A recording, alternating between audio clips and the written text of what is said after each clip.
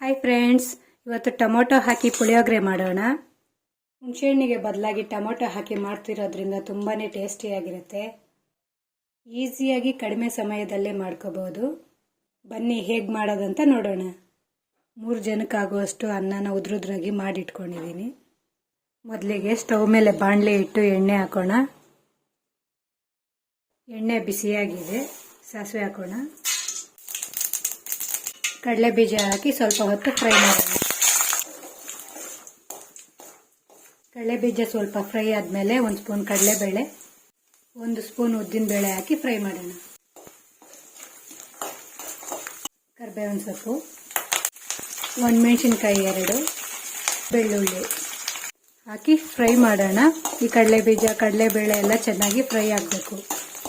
ಚೆನ್ನಾಗಿ ಹಣ್ಣಾಗಿರುವ ಒಂದು ದೊಡ್ಡ ಸೈಜ್ ಟೊಮೊಟೊ ಒಂದು ಹಾಕ್ತಾ ಇದ್ದೀನಿ. ಸ್ವಲ್ಪ ಉಪ್ಪು ಸೇರಿಸಿ ಟೊಮೊಟೊನ ಚೆನ್ನಾಗಿ ಫ್ರೈ ಮಾಡೋಣ. ಪುಳಿಯೋಗರೆ ಪುಡಿಯಲ್ಲಿ ಆಲ್ರೆಡಿ ಉಪ್ಪಿರುತ್ತೆ, ಉಪ್ಪನ್ನ ನೋಡಿಕೊಂಡು ಹಾಕ್ಕೊಳ್ಳಿ.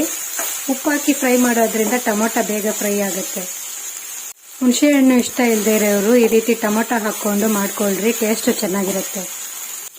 ಟೊಮೊಟೊ ಚೆನ್ನಾಗಿ ಫ್ರೈ ಆಗಿದೆ. ಇದಕ್ಕೆ 2 ಸ್ಪೂನ್ ಪುಳಿಯೋಗರೆ ಹಾಕ್ತಿದ್ದೀನಿ. ಯಾವ ಪುಳಿಯೋಗರೆ ಪುಡಿ ಆದರೂ ತಗೋಬಹುದು. ಇದಕ್ಕೆ ಸ್ವಲ್ಪ ನೀರು ಸೇರಿಸ್ತಾ ಇದ್ದೀನಿ. ನೀರು ಸೇರಿಸಿ ಬೇಯಿಸೋದ್ರಿಂದ ಗೊಜ್ಜಾಗಿ ಬರುತ್ತೆ, ಇಲ್ಲ ಅಂದ್ರೆ ಡ್ರೈ ಆಗಿರುತ್ತೆ. ಕೊನೆಯಲ್ಲಿ ಕೊತ್ತಂಬರಿ ಸೊಪ್ಪು ಹಾಕೋಣ. ಪುಳಿಯೋಗರೆ ಗೊಜ್ಜು ರೆಡಿ ಆಗಿದೆ. ಇದಕ್ಕೆ ಅನ್ನ ಹಾಕಿ ಬೆರೆಸೋಣ.